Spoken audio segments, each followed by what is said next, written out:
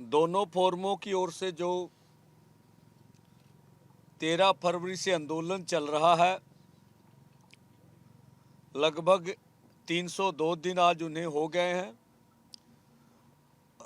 और खनौरी बॉर्डर पर जगजीत सिंह डल्लेवाल जी अमर अनशन पर बैठे, उनका 14वां दिन है।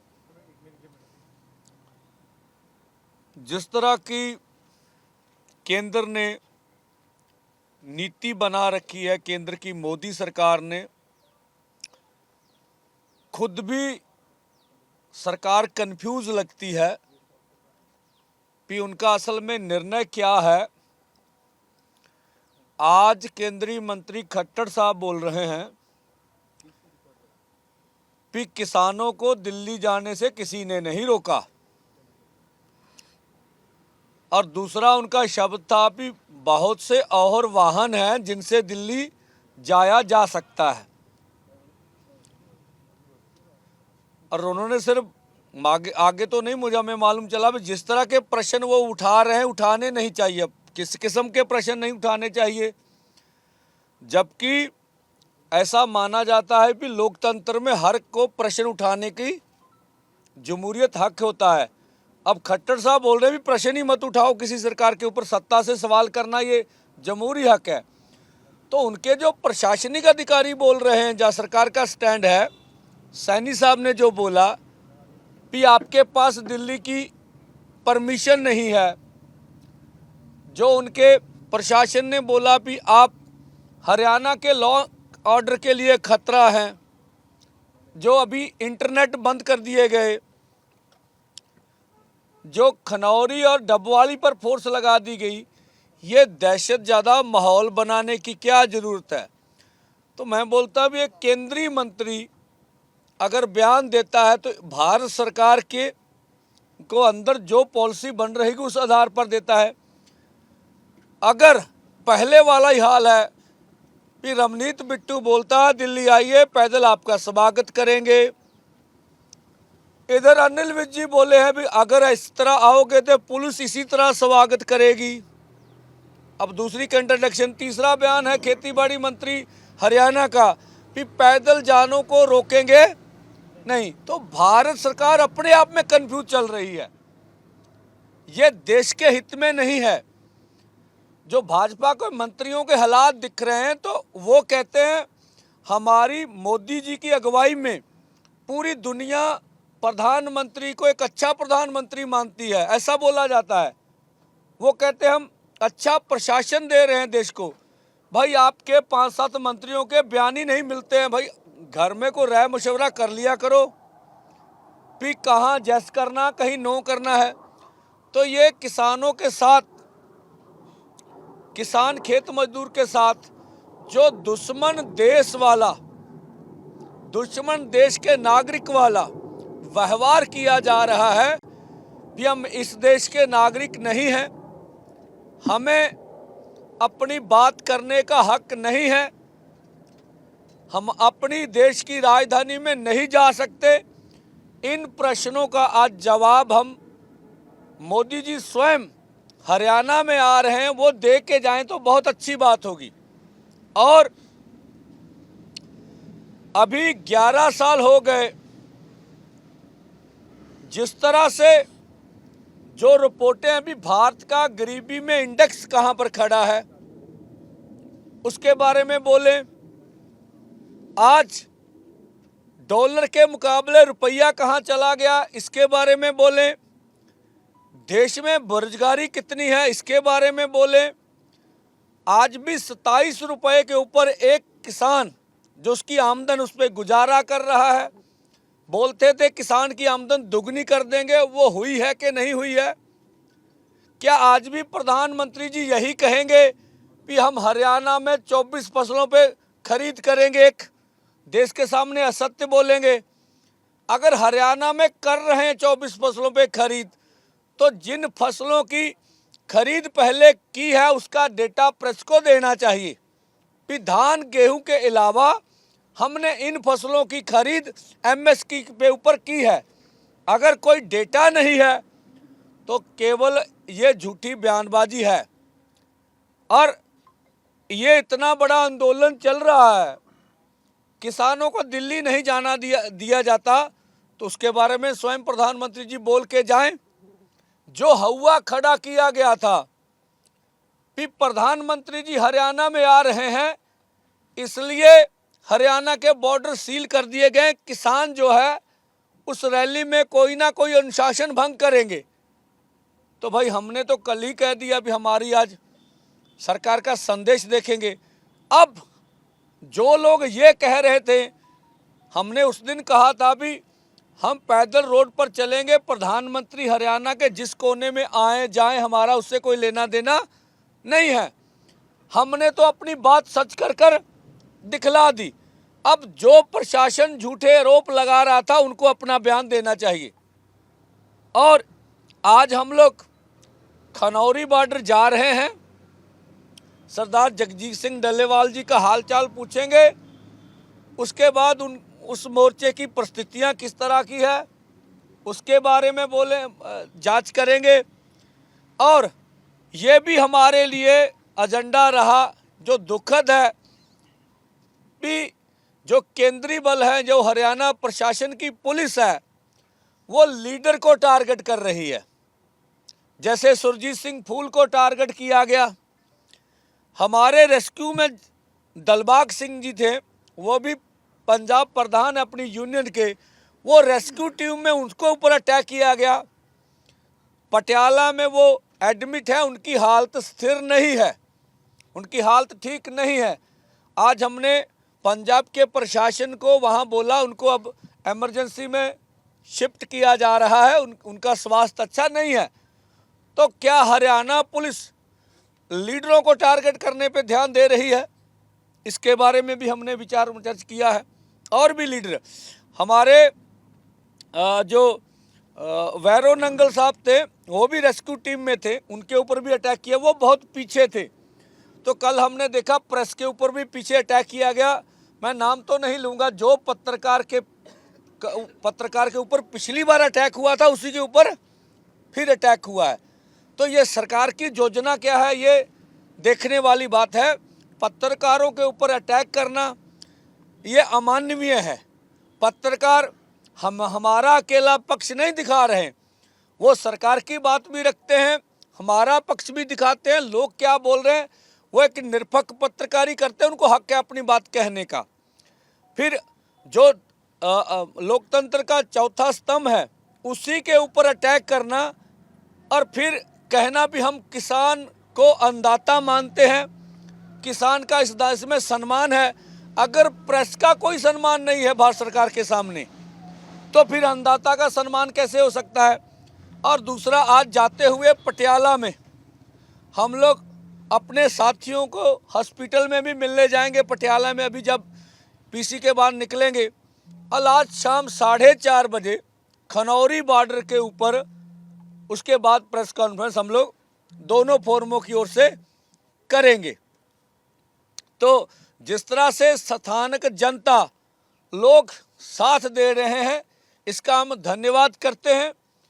कल भी बहुत से लोग लंगर लेके आए, अनेक प्रकार का, और जो सरकार की जहरीली गैस थी उससे बचने के लिए और भी वो सामान लेके आए, उनका धन्यवाद है।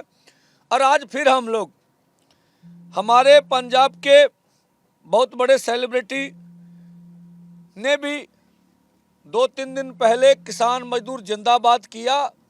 हम पंजाब के उस गायक का धन्यवाद करते हैं। जितने भी पंजाब के गायक हैं, सेलिब्रिटीज़ हैं, किसान मजदूर आंदोलन का जब समर्थन करते हैं, ये अच्छी बात है। और हम सबसे फिर आह्वान करते हैं, पंजाब और देश किसान मजदूर के लिए आप आगे आएँ। जो भी आपकी प्रतिक्रिया वो जोर जाहिर करें। सबको मिलकर पंजाब की खेती की, देश की खेती की रक्षा करनी पड़ेगी, ऐसा हमारा मानना। और धार्मिक जितनी भी शख्सियतें हैं, जैसे धार्मिक क्षेत्र के प्रचारक हैं, हमारे रागी है, ढाडी है, कीर्तनीय हैं, सबको हमारा आह्वान है, पहले भी आवाज़ उठाते रहे, उठा भी रहें, और आगे भी हमारा आह्वान ऐसा रहेगा। और अब मैं मलकीत सिंह जी, वो आपसे अपनी बात रखेंगे। मलकीत सिंह जी। ਹੁਣ ਅਸੀਂ ਇੱਥੋਂ ਮਰੀਜ਼ਾਂ ਦਾ ਪਤਾ ਲੈਣ ਪਟਿਆਲੇ ਜਾਵਾਂਗੇ। ਸਾਡਾ ਲੀਡਰ ਇੱਕ ਜੂਨੀਅਰ ਦਾ ਪੰਜਾਬ ਪ੍ਰਧਾਨ ਦਿਲਬਾਗ ਸਿੰਘ ਗਿੱਲ, ਕਰਨੈਲ ਸਿੰਘ ਲੰਗ, ਉੱਥੇ ਹੋਰ ਵੀ ਜੋ ਫੱਟੜ ਹੈ। ਪਟਿਆਲੇ ਤੋਂ ਬਾਅਦ ਅਸੀਂ ਖਨੌਰੀ ਤੇ ਜਾਵਾਂਗੇ। ਖਨੌਰੀ ਤੋਂ ਡੱਲੇਵਾਲ ਸਾਹਿਬ ਜੀ ਜੋ ਮਰਨ ਵਰਤ ਤੇ ਬੈਠੇ ਹੋਏ ਨੇ, ਉਹਨਾਂ ਦਾ ਪਤਾ ਲਿਆ, ਹਾਲ ਚਾਲ ਪੁੱਛਿਆ ਜਾਏਗਾ ਤੇ ਮੀਟਿੰਗ ਕਰਕੇ ਉਸ ਤੋਂ ਬਾਅਦ ਅਸੀਂ ਕਾਨਫਰੰਸ ਕਰਾਂਗੇ। ਉੱਥੇ ਜੋ ਵੀ ਗੱਲ ਹੋਏਗੀ, ਦੋ ਮੋਰਚਿਆਂ ਦੀ ਗੱਲਬਾਤ ਕਰਨ ਤੋਂ ਬਾਅਦ ਜੋ ਵੀ ਨਤੀਜਾ ਹੋਏਗਾ ਗੱਲਬਾਤ ਦਾ ਉੱਥੇ ਕਾਨਫਰੰਸ ਵਿੱਚ ਦੱਸਿਆ ਜਾਵੇਗਾ।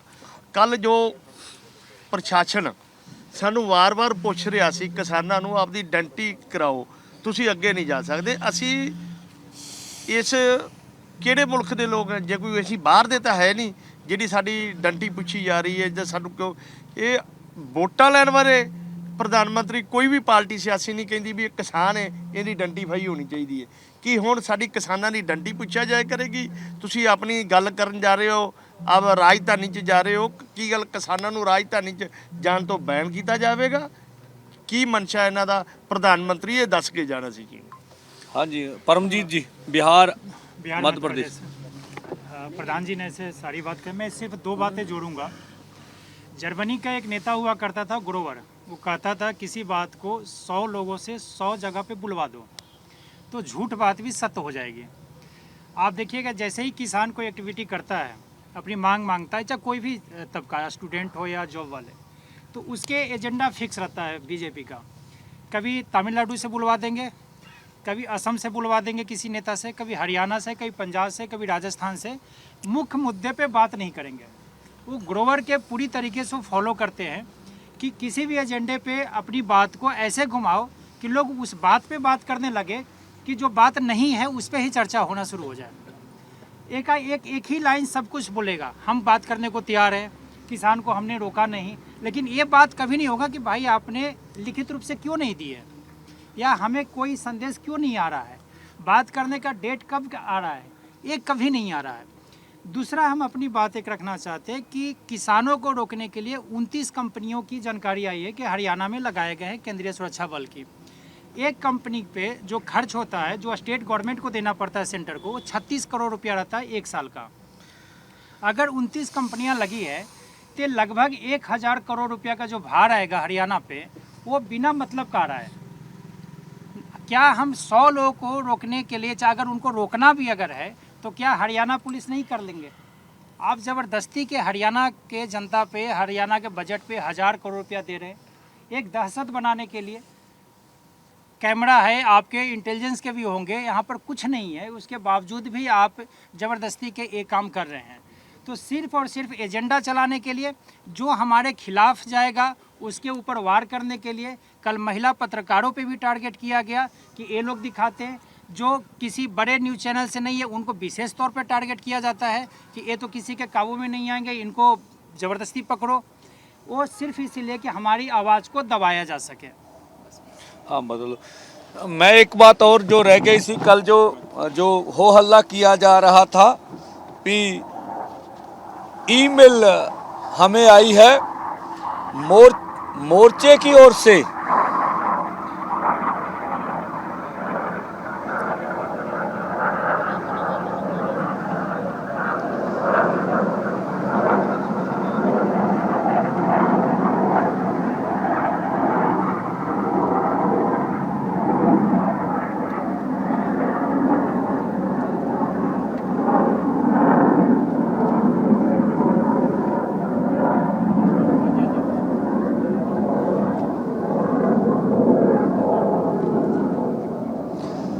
मोर्चे की ओर से कोई भी किसी किस्म की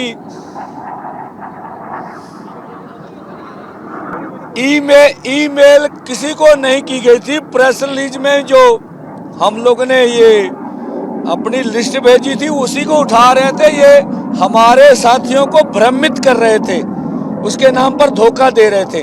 अब लौंगोवाल साहब करेंगे बात।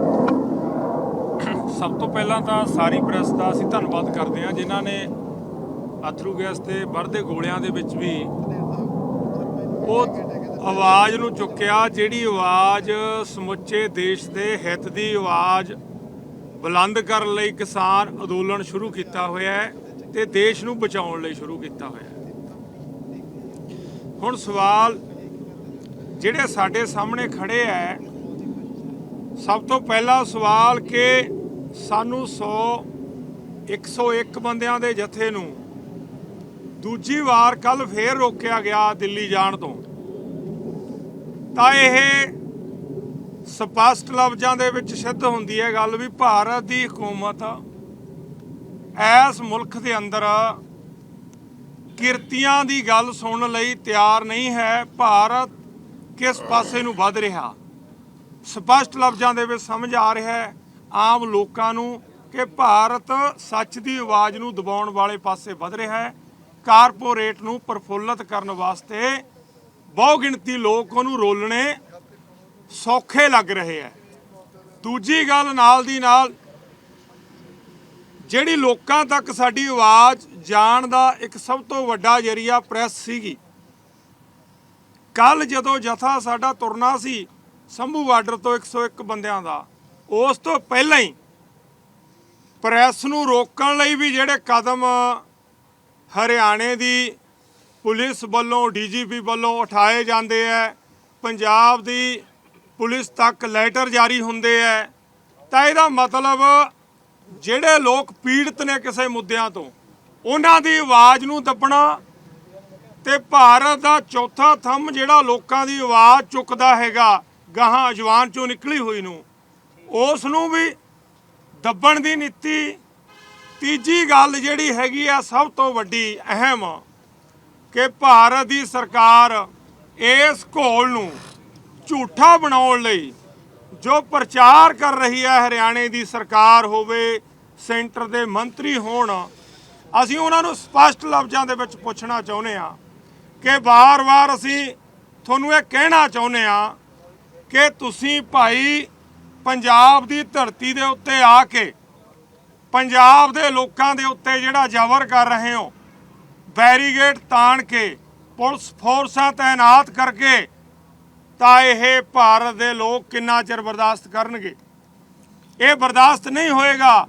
ਇਸ ਤਰ੍ਹਾਂ ਪੰਜਾਬ ਦੀ ਖੇਤੀ, ਭਾਰਤ ਦੀ ਖੇਤੀ ਤੁਸੀਂ ਤਬਾਹ ਨਹੀਂ ਕਰ ਪਾਓਗੇ। ਇਹਦੇ ਨਾਲ ਚੰਗੀ ਗੱਲ ਇਹ ਹੈ ਕਿ ਤੁਸੀਂ ਦਲੀਲਬਾਜ਼ੀ ਦੇ ਵਿੱਚ ਪਾਓ। ਝੂਠ ਕਦੇ ਵੀ ਜਿੱਤਦਾ ਨਹੀਂ ਹੁੰਦਾ। ਤਰਕ ਨਾਲ ਗੱਲ ਕਰੋ। ਤੁਸੀਂ ਟੇਬਲ ਤੇ ਬਹਿ ਕੇ ਇਹ ਜਚਾਓ ਵੀ ਜਿਹੜੇ ਕਿਰਤੀ ਲੋਕਾਂ ਦੀਆਂ ਮੰਗਾਂ ਤੇ ਇਹ ਅੰਦੋਲਨ ਖੜਾ ਹੋਇਆ, ਚਾਹੇ ਐਮਐਸਪੀ ਖਰੀਦ ਦੀ ਗਰੰਟੀ ਦੇ ਕਾਨੂੰਨ ਦੀ ਗੱਲ ਹੋਵੇ, ਚਾਹੇ ਕਿਸਾਨਾਂ ਮਜ਼ਦੂਰਾਂ ਦੇ ਕਰਜ਼ੇ ਦੀ ਗੱਲ ਹੋਵੇ, ਚਾਹੇ 58 ਸਾਲ ਤੋਂ ਬਾਅਦ ਕਿਸਾਨਾਂ ਮਜ਼ਦੂਰਾਂ ਲਈ ਪੈਨਸ਼ਨ ਦੀ ਗੱਲ ਹੋਵੇ, ਲਖੀਮਪੁਰ ਦੇ ਪੀੜਤਾਂ ਨੂੰ ਇਨਸਾਫ ਦੀ ਗੱਲ ਹੋਵੇ, ਚਾਹੇ ਇੱਥੇ ਜਬਰੀ ਜ਼ਮੀਨਾਂ ਲੋਕਾਂ ਤੋਂ ਖੋਹੀਆਂ ਜਾ ਰਹੀਆਂ ਨੇ ਉਹਨਾਂ ਨੂੰ ਬਣਾਉਣ ਲਈ ਬਣਾਏ ਕਾਨੂੰਨ ਦੀ ਗੱਲ ਹੋਵੇ, ਜਿਹੜਾ ਲੋਕਾਂ ਦੇ ਪੱਖੇ ਜਾਣ ਵਾਲੀਆਂ ਗੱਲਾਂ ਹੈ। ਇਹ ਗੱਲਾਂ ਦੇ ਵਿੱਚ ਗਲਤ ਕੀ ਹੈ? ਟੇਬਲ ਟਾਕ ਕਰੋ ਤਾਂ ਕਿ ਸਮੁੱਚਾ ਮੀਡੀਆ ਦੁਨੀਆ ਨੂੰ ਇਹ ਦੱਸ ਸਕੇ ਵੀ ਕੌਣ ਠੀਕ ਹੈ। ਇਸ ਤਰ੍ਹਾਂ ਜ਼ਬਰ ਦੇ ਨਾਲ ਅੱਜ ਤੱਕ ਕਦੇ ਵੀ ਅੰਦੋਲਨ ਦਬੇ ਨਹੀਂ। ਅਸੀਂ ਸਾਫ਼ ਲਫ਼ਜ਼ਾਂ ਦੇ ਵਿੱਚ ਇਹ ਪੂਰੀ ਦੁਨੀਆ ਨੂੰ ਕਹਿਣਾ ਚਾਹੁੰਦੇ ਹਾਂ, ਜਿਹੜੇ ਇਨਸਾਫ ਇਸ ਮੁਲਕ ਦੇ ਅੰਦਰ ਰੱਖਣਾ ਚਾਹੁੰਦੇ ਹੈ, ਜਿਹੜੇ ਭਾਰਤ ਨੂੰ ਜਮਹੂਰੀਅਤ ਰਾਜ ਦੀ ਤਰ੍ਹਾਂ ਚਲਾਉਣਾ ਚਾਹੁੰਦੇ ਹੈ, ਕਿ ਹੁਣ ਵੇਲਾ ਆ ਗਿਆ ਚੁੱਪ ਰਹਿਣ ਦਾ ਨਹੀਂ, ਆਵਾਜ਼ ਉਠਾਉਣ ਦਾ ਵੇਲਾ ਹੈ। ਜਿੱਥੇ ਜਿੱਥੇ ਬੈਠੇ ਹੋ ਭਰਾਵੋ, ਆਵਾਜ਼ ਉਠਾਓ ਇਸ ਗੱਲ ਦੇ ਉੱਤੇ ਕਿ ਮੀਡੀਆ ਤੇ ਰੋਕਾਂ ਕਿਉਂ ਲੱਗ ਰਹੀਆਂ ਨੇ, 101 ਬੰਦੇ ਨੂੰ ਦਿੱਲੀ ਜਾਣ ਤੋਂ ਰੋਕਾਂ ਕਿਉਂ ਲੱਗ ਰਹੀਆਂ ਨੇ? ਕਿਉਂਕਿ ਹਾਲਾਤ ਇਹੋ ਜਿਹੇ ਪੇਸ਼ ਕਰ ਰਹੀ ਹੈ ਮੂਹਰੇ ਸਾਡੇ ਖੜੀ ਹਰਿਆਣੇ ਦੀ ਪੁਲਿਸ। ਆਇਡੈਂਟੀਆਂ ਦਿਓ ਜੀ, ਤੁਸੀਂ ਹਰਿਆਣੇ ਨੂੰ ਪਾਰ ਕਰਨ ਲਈ ਕੀ ਸੰਕੇਤ ਹੈ? ਇਹਦਾ ਮਤਲਬ ਸਾਨੂੰ ਜੇ ਕੱਲ ਨੂੰ ਕਿਸੇ ਵੀ ਖੇਤਰ ਦੇ ਲੋਕਾਂ ਨੂੰ ਕੋਈ ਦਿੱਲੀ ਅੰਦੋਲਨ ਕਰਨਾ ਪਿਆ ਕਰੂਗਾ, ਫਿਰ ਸਾਨੂੰ ਤਾਂ ਪਾਸਪੋਰਟ ਬਣਾਉਣਾ ਪਿਆ ਕਰੂਗਾ, ਪਿੰਡਾਂ ਤੋਂ ਮਨਜ਼ੂਰੀਆਂ ਲੈ ਕੇ ਉਹਦੀ ਪਹਿਲਾਂ ਇਨਵੈਸਟੀਗੇਸ਼ਨ ਹੋਇਆ ਕਰੂ, ਉਹ ਫਿਰ ਅੰਦੋਲਨ ਕਰਿਆ ਕਰਨਗੇ। ਇਹ ਕਿਸ ਕਿਸਮ ਦੀ ਜਮਹੂਰੀਅਤ ਵੱਲ ਭਾਰਤ ਦੇ ਜਿਹੜੇ ਹਾਕਮ ਨੇ ਵੱਧ ਰਹੇ ਨੇ?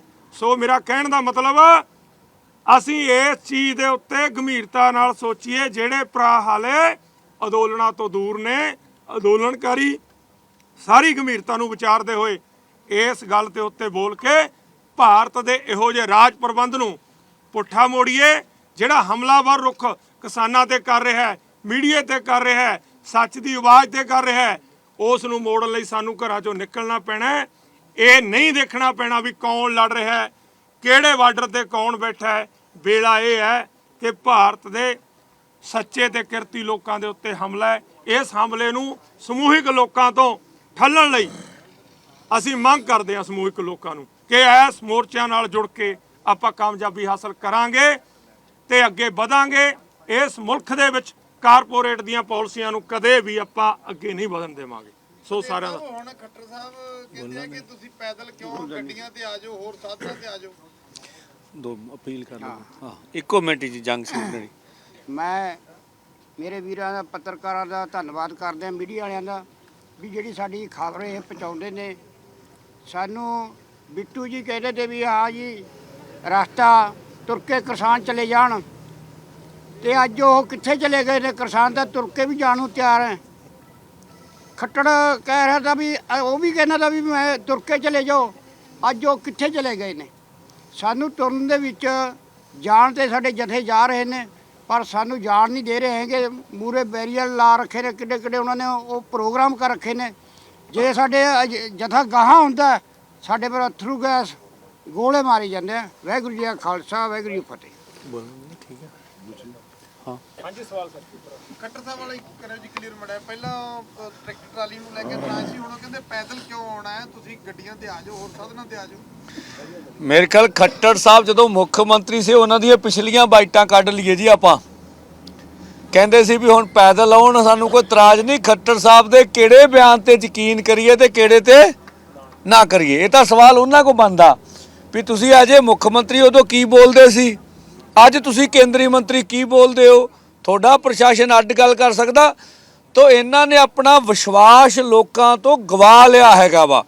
ਔਰ ਜੋ ਪੂਰੀ ਦੁਨੀਆ ਦੇ ਵਿੱਚ 140 ਕਰੋੜ ਭਾਰਤੀਆਂ ਨੇ ਇਹਨਾਂ ਦੇ ਇਸ ਫੈਸਲੇ ਨਾਲ ਵਿਰੋਧ ਕੀਤਾ ਵਾ, ਉਹਦੇ ਦਬਾਅ 'ਚ ਉਲਟੇ ਸਿੱਧੇ ਬਿਆਨ ਦਿੰਦੇ ਹੈਗੇ, ਜੋ ਮੈਨੂੰ ਲੱਗਦਾ ਹੈਗਾ। ਦੇਖੋ ਇੱਕ ਤਾਂ ਸੀਗਾ ਵੀ ਕੱਲ ਜਿਹੜੀ अपना राजपुरे च मीटिंग हुई सीगी आज।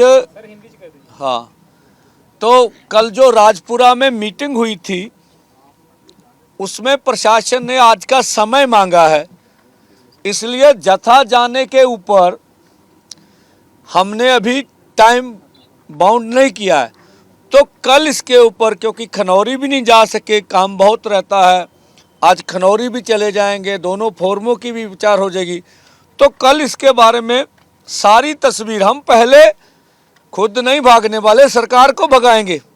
अगर बातचीत का न्योता आएगा तब भी अच्छी बात है, अगर नहीं आएगा तो भी बताएंगे। तो उन्होंने समय लिया, हम समय देंगे उनको। हाँ कल का दिन होल्ड ही होगा, कल सोचांगे। कल ਤਾਂ ਜਥਾ ਨਹੀਂ ਜਾ ਸਕਦਾ ਜੀ, ਕੱਲ ਸੋਚਾਂਗੇ। ਰਸਤਾ ਖੋਲਣ ਨੂੰ ਲੈ ਕੇ ਗੱਲਬਾਤ ਹੋਈ ਸੀ, ਉਹ ਪਟੀਸ਼ਨ ਕੈਨਸਲ ਹੋ ਗਈ ਆ। ਅਦਾਲਤ ਨੇ ਕਿਹਾ ਵੀ ਵਾਰ-ਵਾਰ ਇੱਕੋ ਪਟੀਸ਼ਨਾਂ ਦੇ ਉੱਤੇ ਸੁਣਵਾਈ ਨਹੀਂ ਕਰ ਸਕਦੀ। ਹਾਂ ਇਹ ਸਰਕਾਰ ਜੀ, ਗਵਰਨਮੈਂਟ, ਉਹਨਾਂ ਦੇ ਬਹੁਤ ਸਾਰੇ ਹੱਥ ਕੰਡੇ ਹੈਗੇ ਆ।